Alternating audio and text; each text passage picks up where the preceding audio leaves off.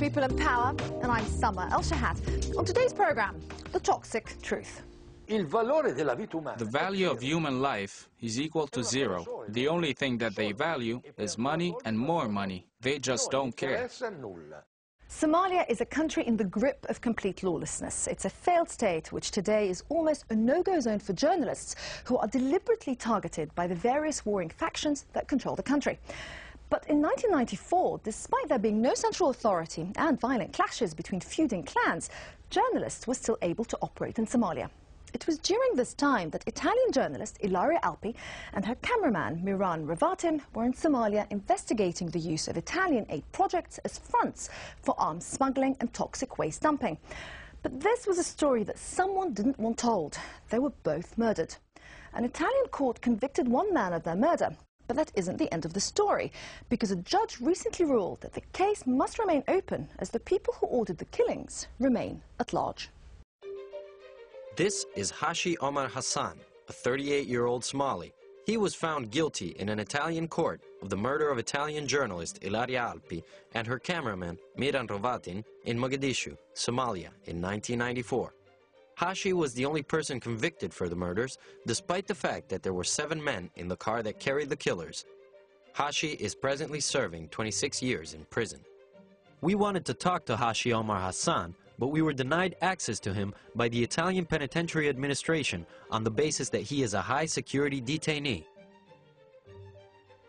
Giorgio and Luciana Alpi have been trying to shed light on their only daughter's death since 1994. Over the last 15 years, there hasn't been a real investigation. We are 2 parents who still wait to know who killed our daughter and why. We still don't know. Douglas Duale is Hashi Omar Hassan's lawyer. The idea of killing the 2 journalists originated in Italy, not in Somalia. Somalia only did the handiwork. In July, the presiding judge refused the prosecutor's request to close the case on the basis that the people who ordered the killings are still at large. The most likely and reasonable reconstruction is that of a commissioned murder, an assassination that took place to prevent the information gathered by Alpi and Ravatin on the traffic of weapons and toxic waste between Italy and Somalia being brought to the attention of the public. Venissero portate a conoscenza dell'opinione pubblica italiana. Eccolo qua.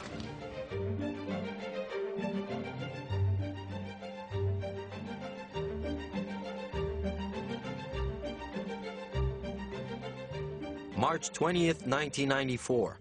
Somalia is in the midst of civil war. The Siad Barre regime has fallen. 2 armed factions control Mogadishu, and the city is split in 2 along the so-called Green Line, monitored by UN troops. Italian state TV reporter Ilaria Alpi and her cameraman Miran Ravatin are on a mission to Somalia. They were officially there to cover the retreat of Italian troops, but from my understanding, from what I've seen of her notes, she was also there to complete an ongoing investigation. Ilaria, 32, and with a good knowledge of Arabic, had just landed in Mogadishu from the northern Somali coastal town of Bosaso. I remember looking at my watch. It was 12:30 Italian time when she called to say she had returned to Mogadishu. We felt relieved because she was now among other journalists and people she knew. She didn't sound worried. 2 hours later, the phone rang again. At 2:30 Italian time, I received a call from her television channel telling me she was dead. This footage was recorded in the hours following the double murder.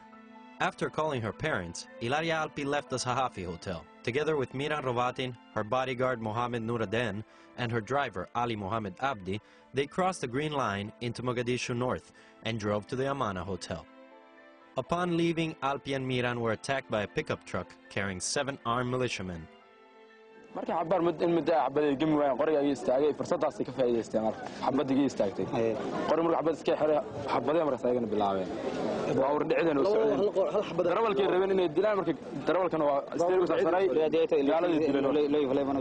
Versions differ on why Ilaria was heading into northern Mogadishu. Domenico Damati, the Alpi family lawyer, believes that she had been lured into an ambush. We know that the Somali police had carried out an investigation. They suggest that Ilaria Alpi was lured into the trap by means of a phone call and then killed. What we know for sure is that shortly thereafter, both Miran and Ilaria lay dead, each with a single bullet wound to the back of their heads, while both the driver and the bodyguard were left alive. We've been told that the attacker's reaction was triggered by the shots fired by Alpi's bodyguard. Nevertheless, the assailants did not fire back at the bodyguard as expected. Instead, they shot inside the car. In the hours following the double murder, a number of useful elements disappeared. 3 of 5 notebooks carried by the journalist were lost, as were the photos of the dead bodies. Alpi's camera was also gone, as was some of the footage the two had recorded during their stay. We tried to obtain the death certificate, which they never gave us. Her medical records, which we never got. Several prosecutors took on the case, as did 2 parliamentary commissions of inquiry, the second of which concluded that Ilaria and Miran were on a pleasure trip to the beach. Several people connected to the case have died in mysterious circumstances, and 1 key witness has been killed. The driver of Alpi's car, Ali Mohammed Abdi, who testified in court against Hashi Omar Hassan, was murdered just days after returning to Somalia from Italy. 1,400 billion lire. Where did this impressive amount of money end up? These words are written in one of Ilaria Alpi's remaining notepads. It shows that the journalist was looking into the misuse of Italian development aid to Somalia. Parlano di questo scandalo di questo proprietario somalo con passaporto italiano, si chiama Mugne, che avrebbe preso queste navi che erano di proprietà dello Stato e le avrebbe usate a suo uso privato. Lui solo. This is the last interview shot by Ilaria Alpi and Miran Hrovatin. It took place in the northern Somali coastal city of Bosaso. The interview with the local sultan, Musa Bogor, is about the hijacking by Somali pirates of a fishing trawler donated to Somalia by the Italian government. E dov'è la nave? Non la possiamo vedere? Come potete vedere? Perché lei viene dal Sisulu, perché deve vedere? Prende informazione e basta. Se non vedo non credo. Se non vedi non credi. Usi il satellite, no? L'ultima intervista di Ilaria. Ilaria's last interview should be shown in journalism courses because it is the last trace we have on the work she was carrying out. Everything stems from this interview. Maurizio Torrealta is one of Alpi's colleagues. He picked up the slain journalist's investigation. I interviewed the same person Ilaria had interviewed.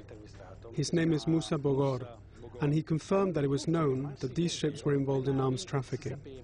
These vessels had been donated to Somalia through the Italian Development Aid Program.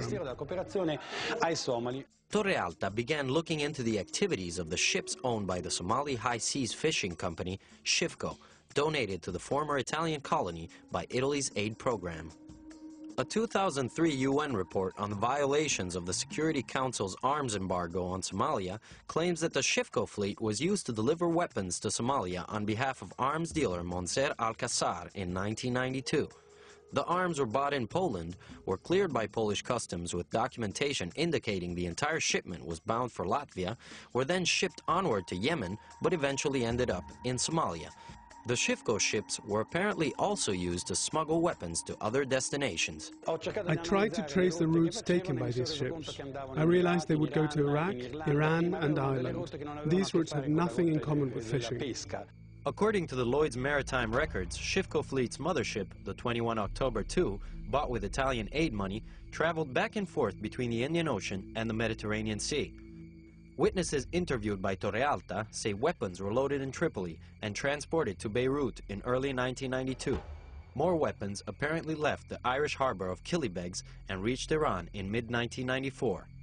Io pensavo a armi proprio, perché la container scrivono esplosivo, pericoloso, non toccare. I immediately noticed numerous irregularities with regard to development projects. To say the truth, I found this highly unsettling. Franco Oliva, a financial controller for the Italian government, was sent to Mogadishu after the outbreak of civil war to overview relief aid spending. He filed a report demanding that Italian aid funding to Somalia be discontinued. The minute I block these funds through my boring and bureaucratic objections and put my nose here and there in a bothersome manner, it's clear that I meddle with a number of interests.